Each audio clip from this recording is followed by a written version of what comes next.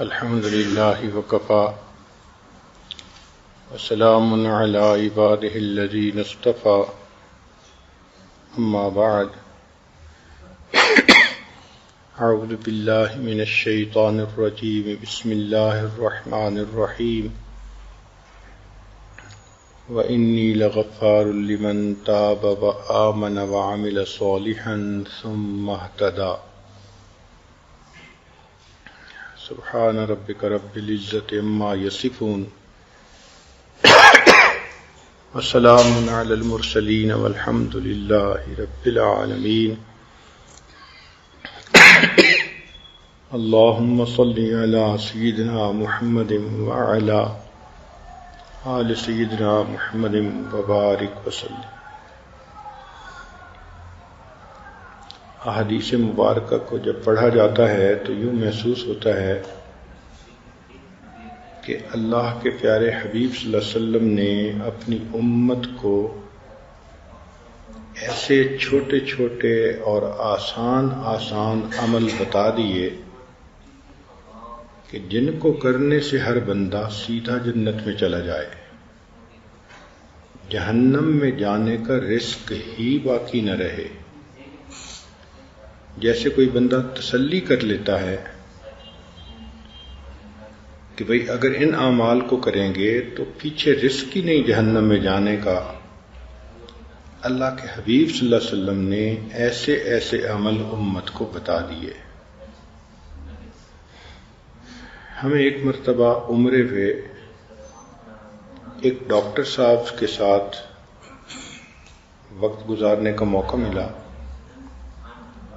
وہ اپنے بچوں کے بارے میں اتنے محتاط تھے، انہوں نے ہر بچے کو کیش الگ دیا، بھائی ضرورت پڑ سکتی ہے، پھر ہر بچے کو ٹریولر چیک بھی بنوا کر دیے،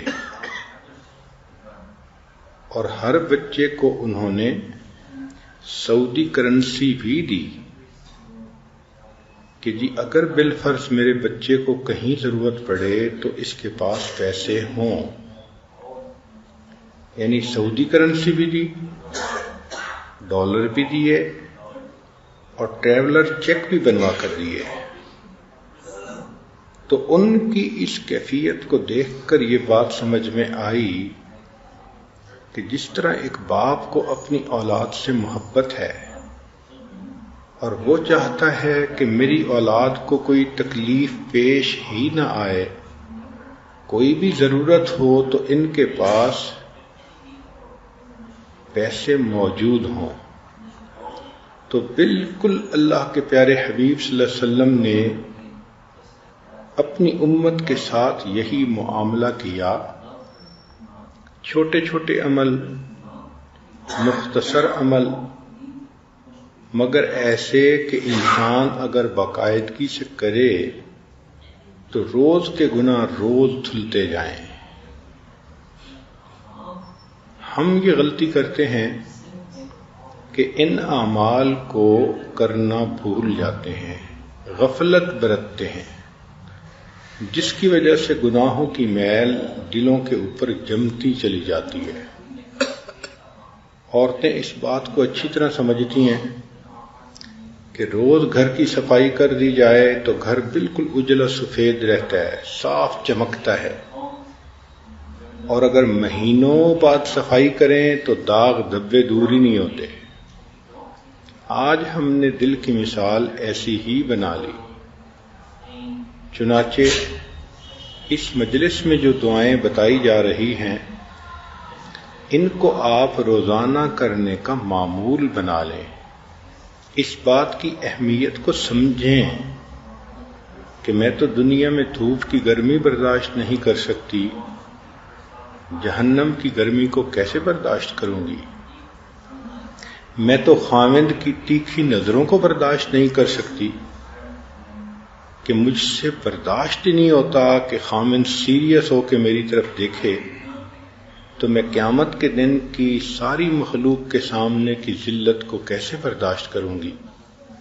اس لیے جس طرح میں روزانہ اپنے دنیا کے گھر کو چمکانے کے لیے 1-2 گھنٹے لگاتی ہوں. ڈسٹنگ ہو رہی ہے اور کہیں شیشے صاف ہو رہے ہیں، فرنیچر صاف ہو رہا ہے، اور میک شور کرتی ہے عورت کہ گھر بالکل چمکتا ہو. اسی طرح مجھے اپنے دل کو چمکانا یہ بھی ضروری ہے. اس کے لیے مجھے اگر صبح 10 منٹ لگانے پڑیں یا شام کو 10 منٹ لگانے پڑیں تو یہ کون سا بڑا مسئلہ ہے. اس کو اپنی ضرورت محسوس کریں. جب آپ اس کو اپنی ضرورت محسوس کرنے لگ جائیں گی تو یہ عمل آسان ہو جائیں گے. اس کو اس طرح زندگی کا حصہ بنا لیں کہ جیسے ناشتہ، دوپہر کا کھانا، رات کا کھانا زندگی کا حصہ بن چکا ہے.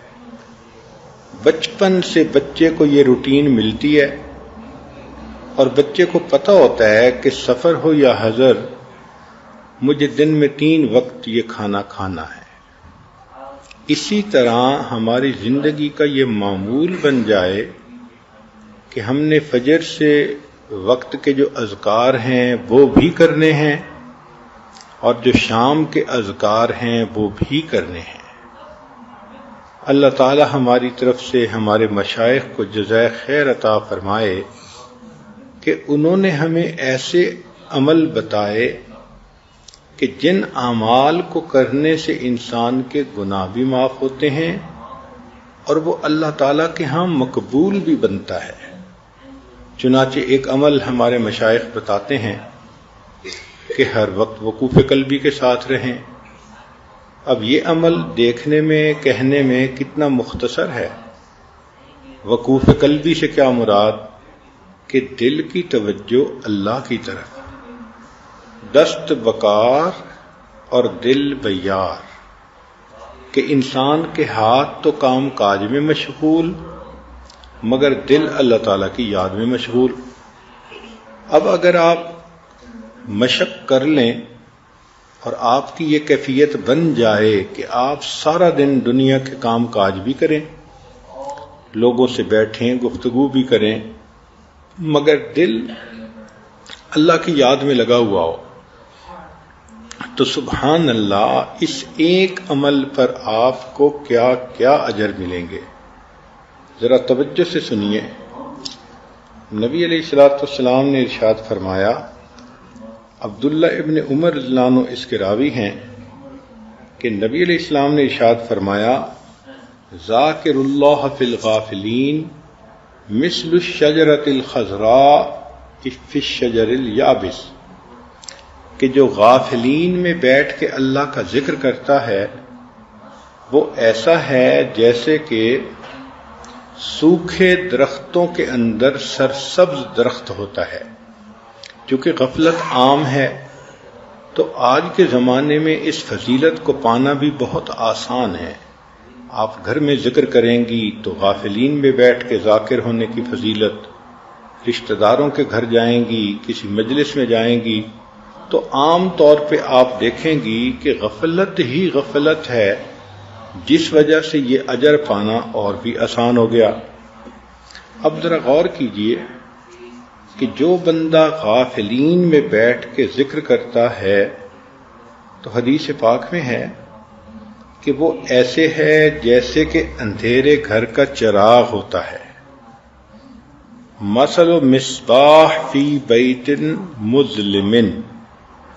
ذرا سنیے حدیث مبارکہ کے الفاظ کہ غافلین میں بیٹھ کے اللہ کا ذکر کرنے والا ایسے جیسے اندھیرے گھر کے اندر ایک چراغ ہوتا ہے.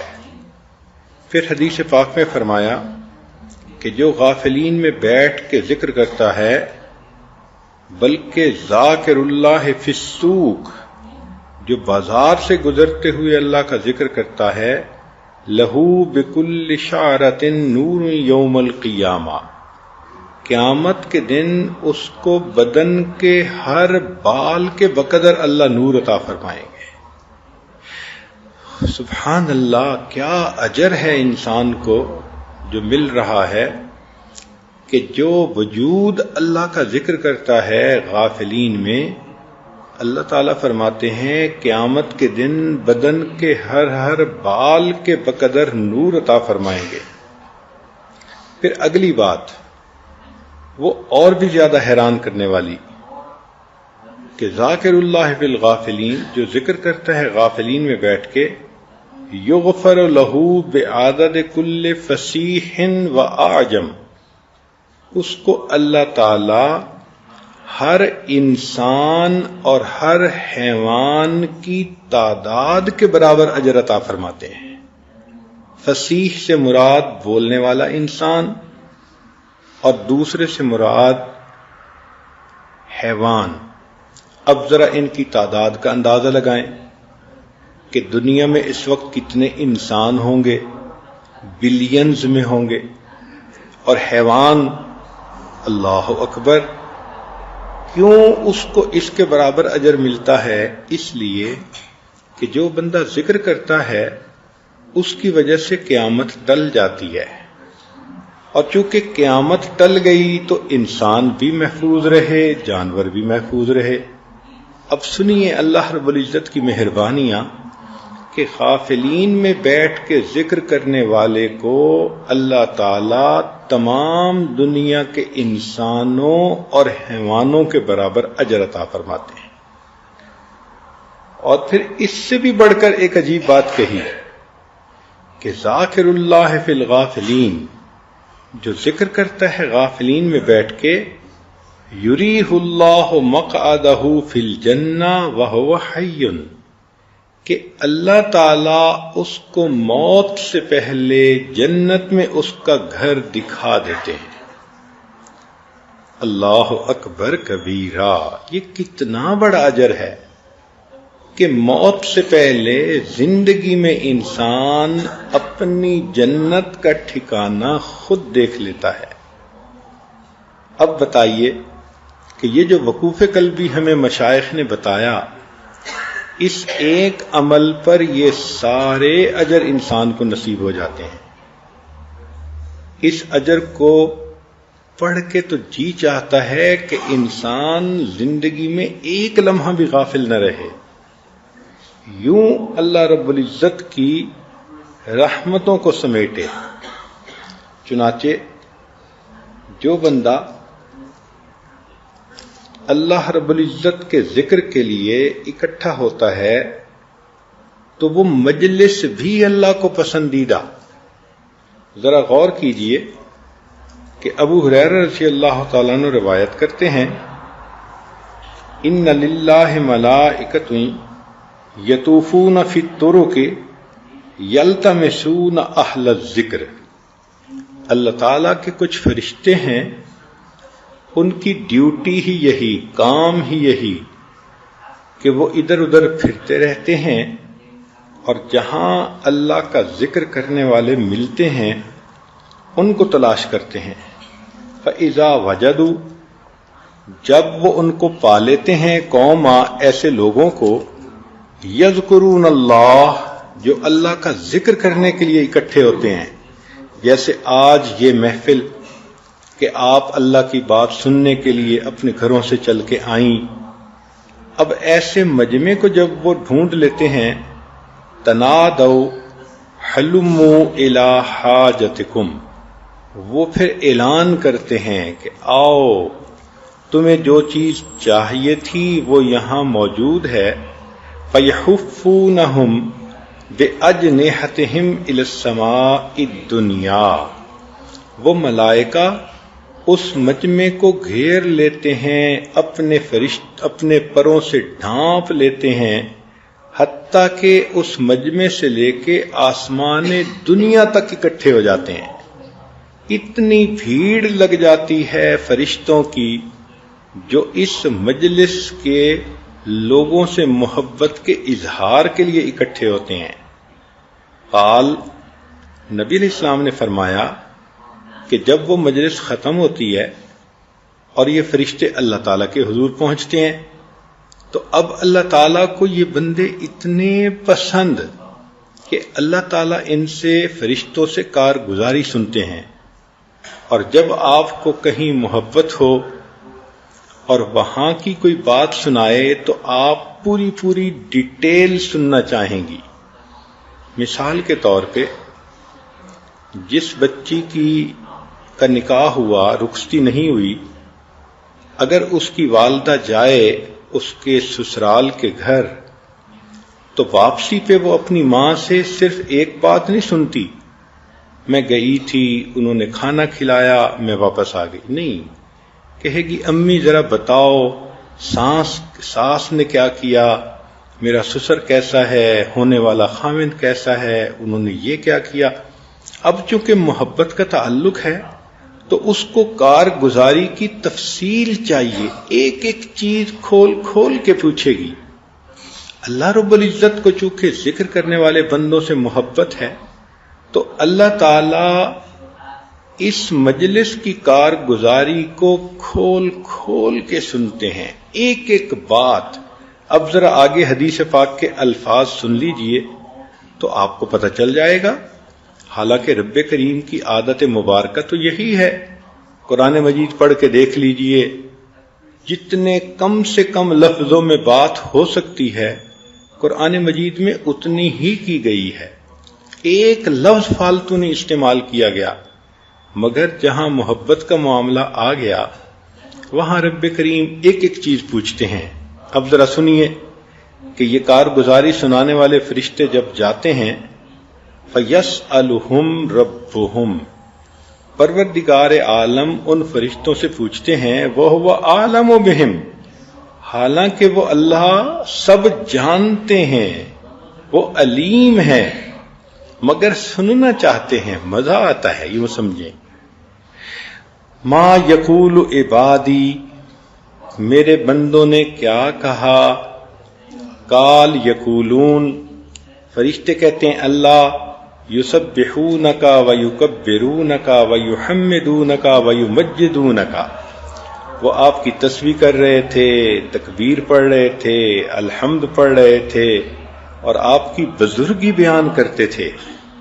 فیقول هل رعونی، اللہ پوچھتے ہیں اچھا وہ جو میری اتنی شان بیان کر رہے تھے انہوں نے مجھے دیکھا؟ اب دیکھیں تفصیل ہے نا، ورنہ تو بات ختم ہو جاتی، اچھا بھائی یہ کر رہے تھے اتنا اجر دے دو، بات ختم. مگر نہیں، محبت بات کو لمبا کرنا چاہتی ہے. یہاں پر ایک واقعہ سن لیجئے.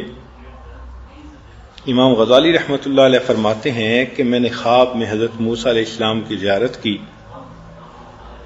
تو میں نے پوچھا کہ حضرت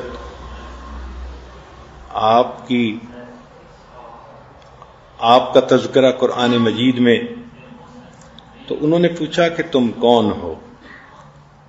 تو میں نے پھر اپنی تفصیل بتانی شروع کی کہ میرے والد کا نام یہ، ان کا نام یہ، ان کا نام یہ، لمبا کام. تو موسیٰ علیہ السلام نے فرمایا کہ اے بندے تو نے تو بہت لمبا کلام کیا. تو میں نے خواب میں جواب دیا کہ حضرت اللہ تعالیٰ نے آپ سے یہ پوچھا تھا وَمَا تِلْكَ بِيَمِينِكَ يَا موسیٰ، اے موسیٰ علیہ السلام آپ کے دائیں ہاتھ میں کیا ہے؟ آپ نے جواب دیا ہے یا عصای، یہ میرا عصا ہے، لاٹھی ہے.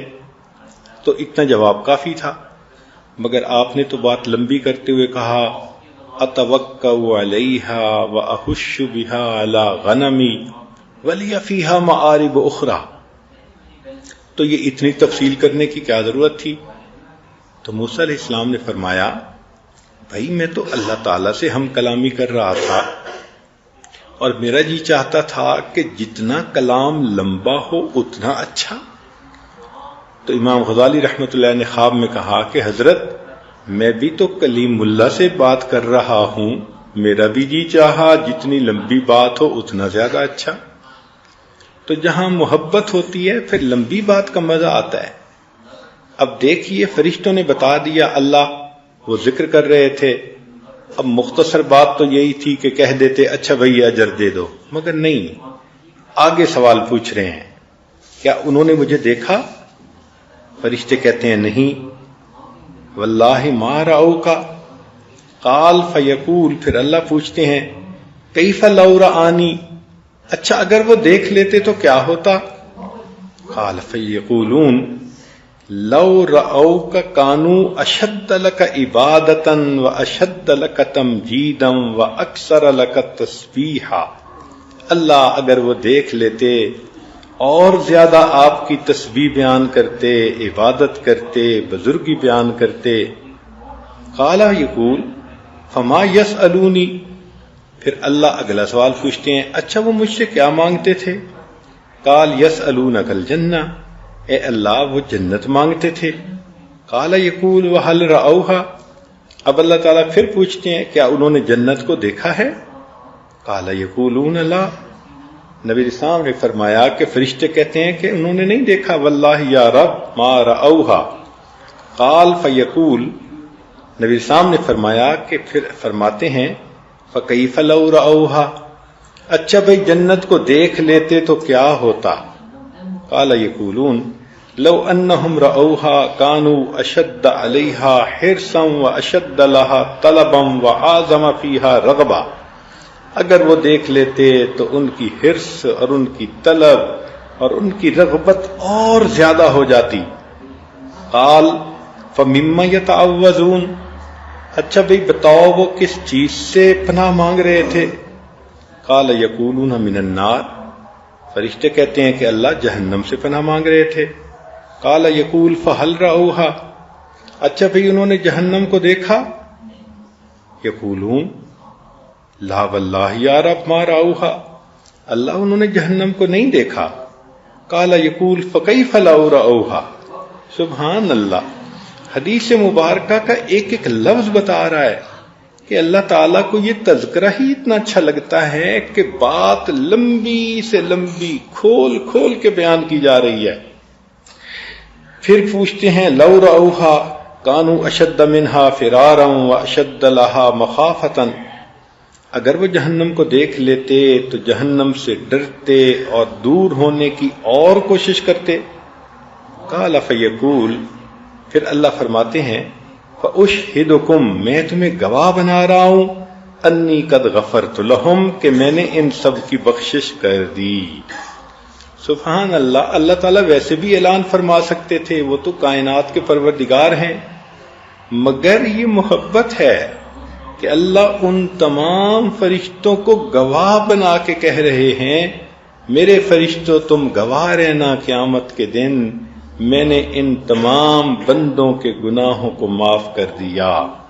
قال یقول ملک من الملائکہ، فرشتوں میں سے ایک فرشتہ کہتا ہے کہ فیہم فلان، اللہ ایک عورت تو ایسی تھی، لیس منہم انما جاء لحاجہ، وہ کوئی مجلس سننے کی نیت سے نہیں آئی تھی، اس کو تو گھر کی چابیاں چاہیے تھیں جو امی لے کے آ گئی تھی، تو وہ پیچھے سے چابیاں لینے آئی تھی اور وہ بھی وہیں موجود تھی۔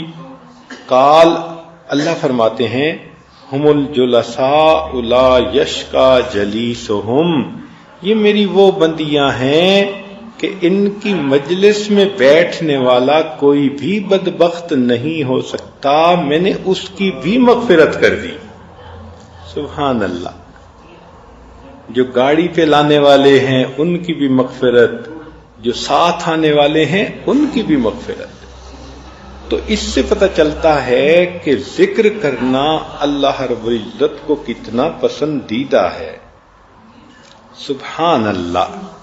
اب چھوٹے چھوٹے ایسے اعمال ہیں کہ جن کو کرنے میں کوئی وقت بھی نہیں لگتا، بہت مختصر، لیکن اس کا اجر نبی علیہ الصلوۃ والسلام نے بتلایا۔ چنانچہ حدیث مبارکہ میں فرمایا کہ خصلتان لا یحصیہما عبد الا دخل الجنہ وہما یسیر ومن یعمل بہما قلیل۔ سبحان اللہ۔ عبداللہ ابن عمر روایت کرتے ہیں کہ نبی علیہ السلام نے فرمایا دو عمل ایسے ہیں کہ جن کو کرنے والا جنت میں جائے گا، وہ کرنے آسان ہیں مگر کرنے والے تھوڑے ہیں۔ اللہ اکبر، کیا حاذق طبیب تھے اللہ کے پیارے حبیب صلی اللہ علیہ وسلم۔ آپ جانتے تھے کہ انسان کی فطرت ہے وہ کرنے میں سستی کرتا ہے، تو دیکھو کہ اس عمل کی وجہ سے جنت میں داخلہ ملتا ہے، اور پھر کرنے والے تھوڑے۔ وہ کیا ہے؟ ان میں سے ایک عمل یسبح اللہ احدکم دبر کل صلاۃ 10، کہ تم میں سے ہر بندہ نماز پڑھنے کے بعد 10 مرتبہ سبحان اللہ پڑھے، 10 مرتبہ الحمدللہ پڑھے، 10 مرتبہ اللہ اکبر پڑھے۔ تو اگر اس نے 30 مرتبہ یہ پڑھا تو 5 نمازوں میں 150 ہو گئے، اور فرمایا کہ ہر نیکی کے بدلے 10 نیکیاں، تو گویا 1500 نیکیاں مل گئیں۔ اب اللہ کی شان کہ پڑھا تو 30 مرتبہ ہر نماز کے بعد، لیکن نام اعمال میں 1500 نیکیاں لکھی گئیں۔ پھر نبی علیہ الصلوۃ والسلام نے فرمایا کہ اس کو اگر انسان اس طرح سے کرے گا تو اللہ رب العزت اس کو جنت میں داخل فرمائیں گے۔ قیل یا رسول اللہ، پوچھا گیا اے اللہ کے حبیب صلی اللہ علیہ وسلم، کیف لا یحصیھا، یہ عمل ہے تو چھوٹا سا، اس کو لوگ کیوں نہیں کریں گے؟ قال صلی اللہ علیہ وسلم، نبی علیہ السلام نے فرمایا کہ یاتی احدکم الشیطان وهو فی صلاتہ فیقول له اذکر کذا واذکر کذا ویاتیہ عند منامہ فینومہ، چنانچہ جب وہ نماز پڑھے گا تو شیطان آ کے کان میں پھونکے گا فلاں کام کرنا ہے، تو وہ اس کو پڑھے بغیر اٹھ جائے گا مصلی سے، اور جب نیند کا وقت آئے گا تو سونے سے پہلے اس کو پڑھنے کی بجائے اس کو نیند غالب کر دے گا۔ اس وجہ سے عمل تو یہ چھوٹا سا ہے اور جنت ملتی ہے، مگر کرنے والے تھوڑے ہیں۔ اب دیکھیں نبی علیہ السلام کی بات 100% صحیح، ہم نمازیں تو پڑھتے ہیں مگر نماز کے بعد اذکار کوئی نہیں ہوتے الا ماشاء اللہ۔ خوش نصیب عورتیں ہوں گی جو تسبیحات فاطمہ ہی پڑھ لیتی ہوں، اور کئی تو آیت الکرسی بھی نہیں پڑھتی، حالانکہ اتنی اہمیت ہے اس کی۔ اور یہ باقی اذکار یہ تو ذہن میں خیال ہی نہیں جاتا۔ تو ذرا نماز کا سلام پھیرا اور شیطان نے خیال ڈالا میرا فلاں کام رہ گیا، فلاں، بھائی جہاں 10 منٹ نماز میں لگے تو 5 منٹ اور صحیح۔ تو تسلی کے ساتھ نماز کے بعد کے ان اذکار کو کرنا چاہیے تاکہ اللہ تعالیٰ اس کے بدلے ہمیں جنت عطا فرما دے۔ چنانچہ ایک اور حدیث مبارکہ ہے، ابو ہریرہ رضی اللہ عنہ روایت کرتے ہیں کہ نبی اسلام نے فرمایا اللہ تعالیٰ نے 4 کلمے چن لیے ہیں، سبحان اللہ، الحمدللہ، لا الہ الا اللہ اور اللہ اکبر۔ یعنی یہ 4 کلمے اللہ کو بہت پسند ہیں۔ اب آپ ان 4 لفظوں کو یوں سمجھ لیجئے اپنی گفتگو کا حصہ بنا لیں، بات کرتے ہوئے سبحان اللہ، اللہ نے مجھ پر یہ مہربانی کر دی، سبحان اللہ میری بیٹی پاس ہو گئی، سبحان اللہ میرے بیٹے نے قرآن مجید پڑھ لیا، سبحان اللہ۔ تو سبحان اللہ کا لفظ اپنی گفتگو میں استعمال کرنا شروع کر دیں۔ پھر الحمدللہ کا لفظ بھی کریں کہ الحمدللہ آج میرا خامد بہت خوش تھا، الحمدللہ وقت پہ میں نے کھانا بنا لیا، سب لوگوں نے خوب مزے سے کھایا، الحمدللہ۔ تو الحمدللہ کا لفظ استعمال کریں۔ اسی طرح اللہ اکبر، جو بندہ بھی کوئی تعجب کی بات کرے تو سن کے کہیں اللہ اکبر، اچھا اللہ نے ایسے مہربانی کر دی۔ تو ان تمام الفاظ کو اپنی گفتگو کا حصہ بنا لیں، اس لیے کہ اللہ کو یہ تمام الفاظ بہت پسندیدہ ہیں، اللہ تعالیٰ اس کے پڑھنے والے کو یا استعمال کرنے والے کو بہت پسند فرماتے ہیں۔ چنانچہ نبی علیہ الصلوۃ والسلام نے ارشاد فرمایا کہ جو بندہ کلمہ پڑھتا ہے، ذرا توجہ سے سنیے گا بات، کہ جو بندہ اخلاص کے ساتھ کلمہ پڑھتا ہے، اذا قال العبد المسلم لا الہ الا اللہ خرقت السماوات حتی تقف بین یدی اللہ، آسمان کے دروازے کھل جاتے ہیں، پھٹ جاتا ہے آسمان، اور یہ کلمہ سیدھا اللہ تعالی کے حضور پہنچتا ہے۔ فیقول اسکنی، اللہ اس کلمے کو کہتے ہیں ٹھہر جا۔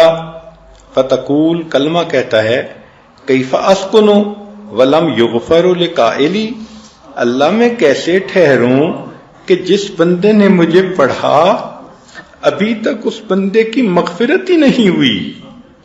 فیقول، اللہ فرماتے ہیں ما اجریتک علی لسانہ الا وقد غفر لہ، میں نے تمہیں اس بندے کی زبان پہ جاری ہی اسی لیے کیا تھا کہ میں نے اس بندے کی مغفرت کرنی تھی۔ اللہ اکبر کبیرہ، لا الہ الا اللہ کے پڑھنے پر بندے کی مغفرت۔ اب ہمارے مشائخ اسباق دیتے ہوئے بتاتے ہیں کہ تحلیل کا سبق دن میں کم از کم 3000 مرتبہ کریں۔ اب جو عورت دن میں 3000 مرتبہ چلتے پھرتے زبان سے لا الہ الا اللہ، لا الہ الا اللہ، لا الہ الا اللہ پڑھتی رہے، تو بتائیں ہر دفعہ پڑھنے پر اگر کلمہ بخشش کی خوشخبری دلواتا ہے تو 3000 دفعہ پڑھنے والی کو کتنی خوشخبریاں ملیں گی؟ سبحان اللہ۔ اور کرنے والے تو ماشاءاللہ بہت کرتے ہیں۔ ہمارے ہی جماعت کے بعد مرد اور عورتیں 7000 مرتبہ کلمہ پڑھتے ہیں، 10000 مرتبہ کلمہ پڑھتے ہیں۔ ایک اللہ کی بندی تو ایسی ہے، فون کرتی ہے کہ حضرت میرے بیٹے بیٹیوں کی شادی ہو گئی، خامد بزنس پہ چلا جاتا ہے، میں گھر میں فارغ ہوتی ہوں، مجھے آپ اور عمل بتائیں۔ میں نے کہا بھئی 10000 مرتبہ کلمہ پڑھ لو۔ فون کر کے کہنے لگی حضرت اور بتائیں۔ میں نے کہا زیادہ کر لو۔ کتنا؟ میں نے کہا 20000 دفعہ۔ چنانچہ اس نے 20000 دفعہ کرنا شروع کیا۔ پھر چند دن بعد فون کیا، حضرت میرے پاس وقت ہوتا ہے، مجھے اور بتائیں۔ میں نے کہا بھئی 25000 مرتبہ۔ اس نے 25000 کرنا شروع کیا۔ پھر فون کیا کہ وقت ہوتا ہے۔ اللہ کی شان کے عام دنوں میں، رمضان کی بات نہیں، عام دنوں میں وہ اللہ کی بندی ہر روز 40000 مرتبہ کلمے کا ورد کرتی ہے۔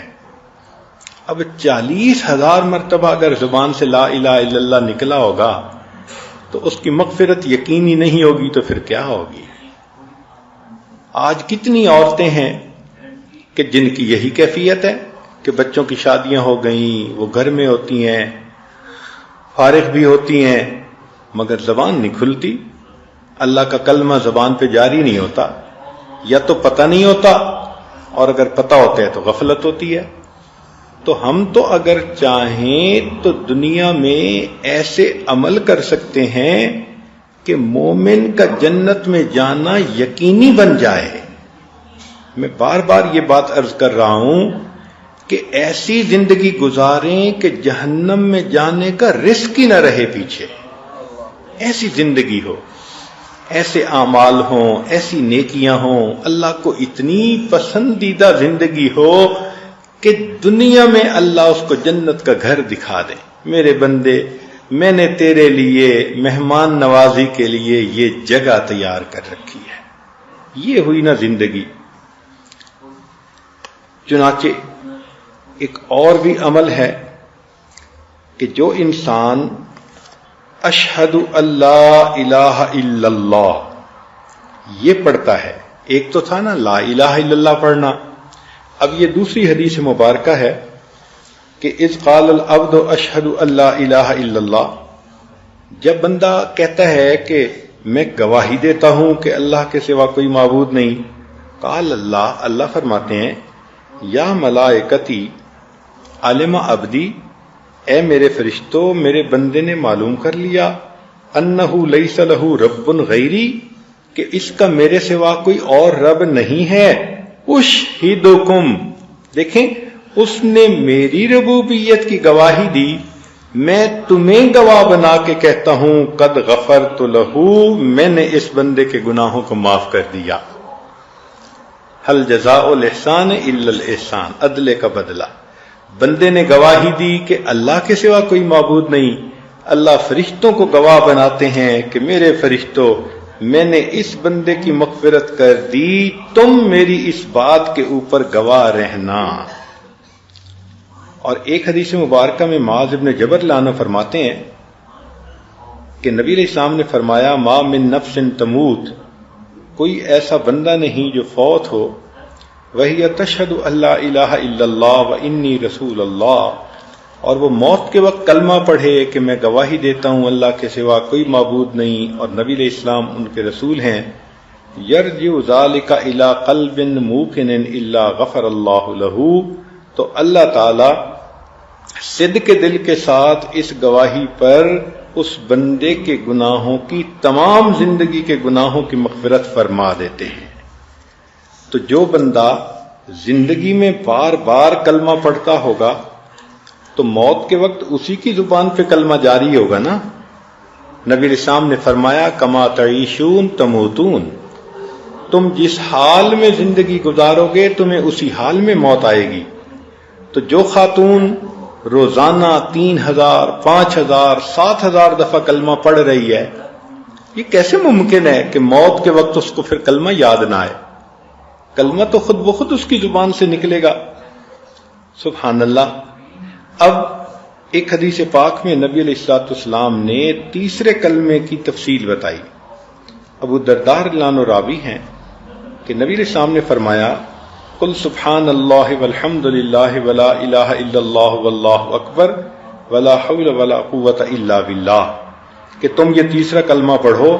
فإنہن الباقیات الصالحات، یہ باقی رہنے والی یہ نیکیاں ہیں.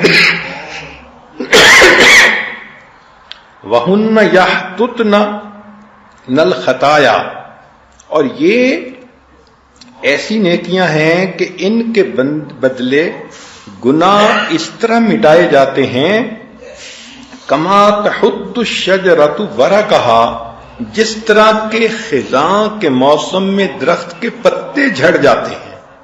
اب بتائیے تیسرا کلمہ پڑھنے سے ایسے گناہ جھڑتے ہیں جیسے کہ پت جھڑ کے موسم میں درختوں کے پتے جھڑ جاتے ہیں. وَهُنَّ مِن كُنُوزِ الْجَنَّةِ، اور یہ جنت کے خزانوں میں سے ہے. سبحان اللہ. تو تیسرا کلمہ پڑھنا کون سا اتنا مشکل ہے؟ جو بندہ چاہے وہ بڑے آرام سے پڑھ سکتا ہے. اور ایک اور حدیث مبارکہ میں رافع رضی اللہ عنہ فرماتے ہیں کہ نبی علیہ الصلوۃ والسلام نے فرمایا کہ ایک خاتون آئی، سلمہ اس کا نام تھا. انہا قالت، وہ کہنے لگی یا رسول اللہ، اے اللہ کے حبیب صلی اللہ علیہ وسلم، اخبرنی بکلمات ولا تکثر علیہ، مجھے کچھ پڑھنے کو بتائیں مگر زیادہ نہ بتائیں، میں زیادہ نہیں پڑھ سکتی. قال قولی، نبی السلام نے فرمایا تم کہو اللہ اکبر 10 مرات، 10 مرتبہ اللہ اکبر کہو. یقول اللہ، اللہ فرماتے ہیں ھذا لی، یہ میرے لیے ہے.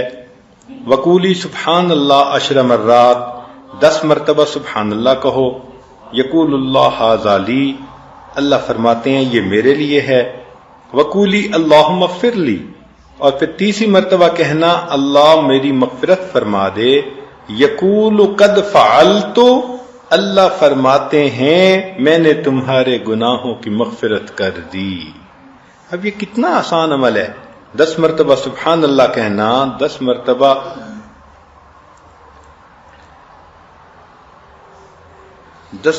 سبحان اللہ کہنا، 10 مرتبہ اللہ اکبر کہنا، اور 10 مرتبہ اللہم اغفر لی کہنا. اور مزے کی بات یہ کہ 10 مرتبہ جب تم کہو گی فتقولین 10 مرارن یقول قد فعلت، ہر مرتبہ تم اللہم اغفر لی کہو گے تو ہر مرتبہ اللہ فرمائیں گے میں نے تیری مغفرت کر دی. 10 مرتبہ کہیں گے. اللہ اکبر کبیرہ. اب سوچئے کہ یہ کیسے اذکار ہیں کہ جن کی وجہ سے انسان کے گناہ معاف ہوتے ہیں، اور اللہ تعالیٰ 10 مرتبہ کہتے ہیں کہ میں نے تمہارے گناہوں کی مغفرت کر دی، اور اگر 100 مرتبہ سبحان اللہ پڑھ لے تو 1000 نیکیاں لکھی جاتی ہیں، 1000 گناہ معاف ہوتے ہیں۔ سعد رضی اللہ عنہ نے روایت کی کہ نبی علیہ السلام نے فرمایا جو شخص ہر روز 100 مرتبہ سبحان اللہ پڑھے تو اللہ تعالیٰ 1000 نیکیاں لکھوا دیتے ہیں اور 1000 گناہوں کو اللہ تعالیٰ معاف فرما دیتے ہیں۔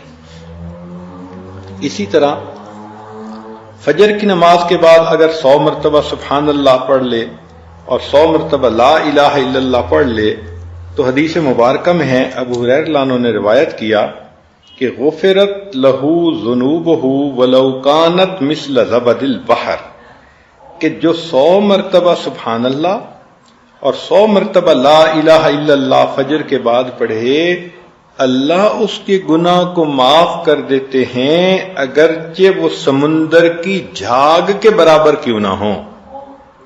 اب بتائیں کہ اتنی مختصر سی تسبیح ہے، لیکن اس کے کرنے سے اللہ تعالیٰ اتنے گناہوں کو معاف کر دیتے ہیں اگرچہ وہ سمندر کی جھاگ کے برابر کیوں نہ ہوں۔ اللہ اکبر کبیرہ۔ اب ایک حدیث مبارکہ میں تسبیحات فاطمہ کے بارے میں آتا ہے۔ تسبیحات فاطمہ کہتے ہیں نماز کے بعد 33 مرتبہ سبحان اللہ، 33 مرتبہ الحمدللہ اور 34 مرتبہ 33 مرتبہ اللہ اکبر، اور 100 کو پورا کرنے کے لیے 1 مرتبہ لا الہ الا اللہ وحدہ لا شریک لہ لہ الملک ولہ الحمد وہو علی کل شیء قدیر، یہ پڑھ لے۔ اس حدیث مبارکہ میں ایسے ہے تو فرماتے ہیں کہ اس کے گناہوں کی مغفرت کر دی جائے گی، وَإِن كَانَتْ مِثْلَ زَبَدِ الْبَحْرِ، اگرچہ وہ گناہ سمندر کی جھاگ کے برابر کیوں نہ ہوں۔ تو تسبیحات فاطمہ کا پورا معمول ہو اور اس کو کیے بغیر آپ مصلی سے مت اٹھا کریں، پھر دیکھیے اللہ تعالیٰ کیسے مہربانی فرماتے ہیں۔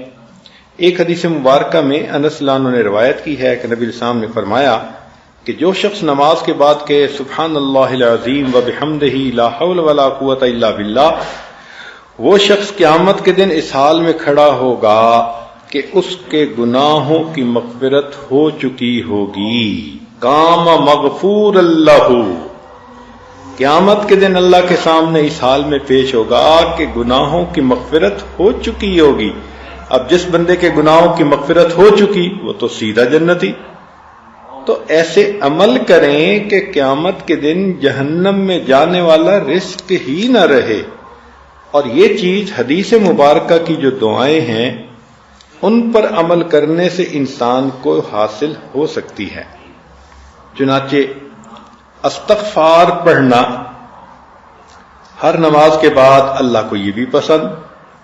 حدیث پاک میں ہے من قال دبر کل صلاۃ استغفر اللہ و اتوب الیہ، ہر نماز کے بعد جو یہ کہے استغفر اللہ و اتوب الیہ غفر لہ وان کان فر من الزحف، اللہ بخشش کر دیتے ہیں اگرچہ وہ میدان جہاد سے بھاگا ہوا ہی کیوں نہ ہو۔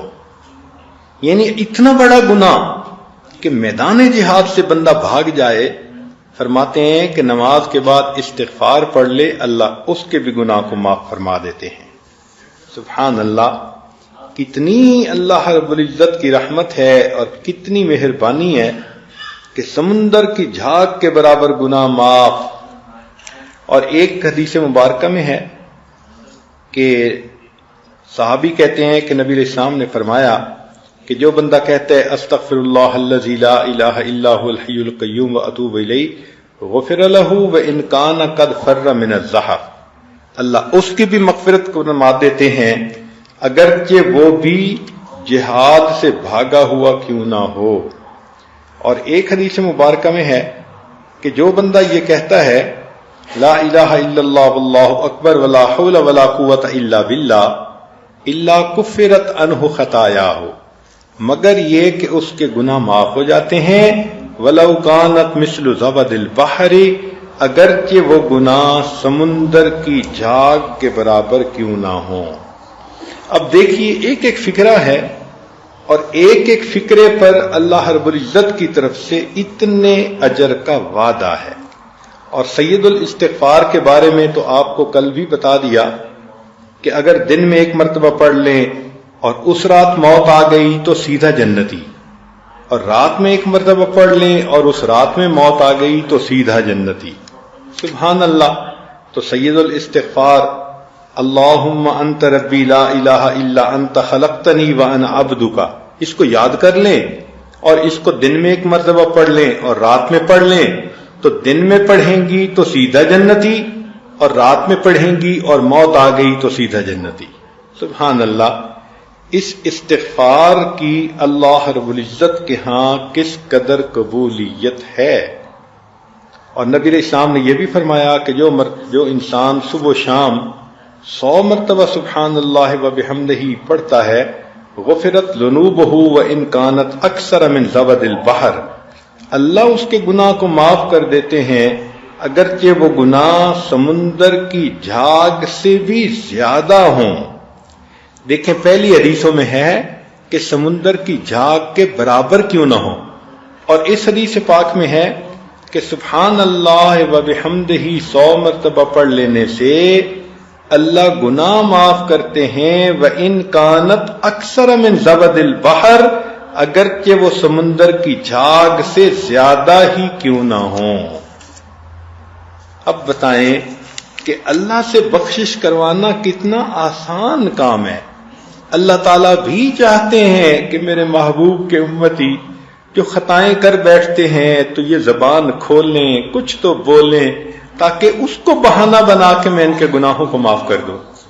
یہ کتنی ہماری بد نصیبی ہے، ہم ایسے ایسے اعمال سے غافل ہیں، دن پہ دن گزر رہے ہیں، کئی تو نماز ہی نہیں پڑھتی، اور جو پڑھتی ہیں تو بس نماز کا سلام پھیرا اور مصلی سے اٹھی، مجھے کھانا بنانا ہے، مجھے یہ کام کرنا ہے۔ بھئی یہ کام تو کرنے ہی ہوتے ہیں، 5-10 منٹ اور لگا کر یہ تسبیحات بھی اگر پڑھ لیں، اور اگر فرض کرو مصلی پہ بیٹھ کے نہیں پڑھنے کے لیے وقت ہے تو کھانا بناتے ہوئے پڑھ لیں، پتہ تو ہونا چاہیے نا، اس کو معمول تو انسان بنائے، پھر اگر چلتے پھرتے بھی پڑھ لیں گی تو اجر تو آپ کو مل جائے گا۔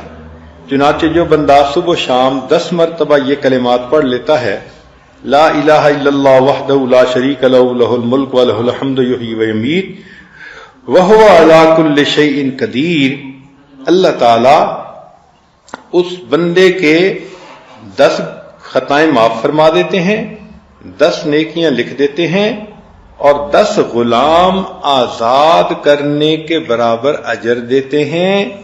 اور اگلی مزے کی بات کہ اللہ تعالیٰ اس کی شیطان سے حفاظت فرماتے ہیں۔ اب بتائیں یہ کتنا مزے کا عمل ہے کہ ہم اگر صبح شام 10 مرتبہ یہ پڑھ لیں تو اللہ کی حفاظت میں آ جائیں گے۔ شیطان بدبخت ہم سے کوئی ایسا گناہ نہیں کروا سکے گا کہ وہ ہمیں اللہ سے دور کر دے، اللہ کی حفاظت ہوگی۔ اب دیکھیں آپ چاہتی ہیں کہ اللہ تعالیٰ کی میرے اوپر حفاظت ہو، تو 10 مرتبہ یہ کلمات پڑھنے سے اللہ کی حفاظت میں آ جائیں گی، اللہ تعالیٰ شیطان بدبخت سے محفوظ فرمائیں گے۔ یہ اللہ رب العزت کا کتنا بڑا کرم اور کتنا بڑا احسان ہے۔ اب ذرا اور باتیں سن لیجئے۔ سبحان اللہ سبحان اللہ۔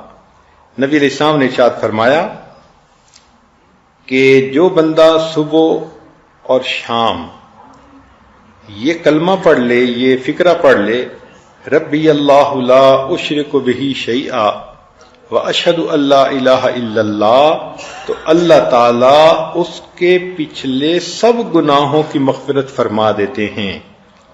اب صبح شام یہ فقرہ پڑھنا کتنا مشکل ہے بھائی، ربی اللہ لا اشرک بہ شیئا واشہد ان لا الہ الا اللہ، اتنا سا فقرہ پڑھنے پر اللہ تعالیٰ گناہوں کو معاف فرما دیتے ہیں۔ اور دوسری حدیث میں ہے کہ جو شخص صبح شام یہ پڑھ لے، اللہم انی اصبحت اشہدک و اشہد حملۃ عرشک و ملائکتک وجمیع خلقک انک انت اللہ لا الہ الا انت وان محمدا عبدک ورسولک. اللہ فرماتے ہیں کہ اس دن جو گناہ سرزد ہوئے وہ بھی معاف، اور اس رات جو گناہ سرزد ہوئے وہ بھی معاف. آپ دیکھیں نا کہ بچے کو آپ روزانہ صبح اور شام ٹوتھ پیسٹ کرنے کی کتنی اہمیت بتاتی ہیں کہ بچے رات کو سونے سے پہلے بھی دانتوں کو صاف کر لو اور صبح اٹھتے ہی اپنے دانتوں کو صاف کر لو، یہ بہت ضروری ہے. تو بھائی اگر منہ کا صاف کرنا اتنا ضروری کہ شام کو بھی ٹوتھ پیسٹ کرو صبح بھی کرو، تو کیا دل کو صاف کرنا ضروری نہیں ہے؟ آپ حیران ہوں گی کہ اس فکرے کے پڑھنے سے پورے دن کے گناہ معاف اور رات کو پڑھنے سے پوری رات کے گناہ معاف. تو بچوں کو بتائیں کہ بچوں یہ فکرہ پڑھے بغیر تم نے صبح نہیں کرنی اور یہ فکرہ پڑھے بغیر تم نے نیند نہیں کرنی. جب یوں کہیں گی تو بچوں کے دل منور ہوں گے، بچے آپ کے نافرمان نہیں بنیں گے، نمازوں میں کوتاہی نہیں کریں گے، بچے تعلیم کے معاملے میں آپ کو ٹف ٹائم نہیں دیں گے. ہم خود تو بچوں کو وہ عمل بتاتے نہیں، اور جب بچے بگڑتے ہیں تو پھر بیٹھ کے آنسو بہانے کے سوا کوئی کام نہیں ہوتا. تو اللہ تعالی ہمیں یہ نبی علیہ الصلوۃ والسلام نے جو امت کو ہیرے موتی دیے ان سے فائدہ اٹھانے کی توفیق عطا فرما دے. چنانچہ نبی علیہ الصلوۃ والسلام نے ایک اور بات فرمائی کہ جو شخص 3 مرتبہ یہ کلمہ پڑھے فجر کے بعد اور عصر کے بعد 3 مرات 3 مرتبہ استغفر اللہ الذی لا الہ الا هو الحی القیوم واتوب الیہ کفرت عنہ ذنوبہ وان کان مثل زبد البحر، اللہ اس کے گناہ کو معاف کر دیتے ہیں اگرچہ وہ سمندر کی جھاگ کے برابر کیوں نہ ہوں.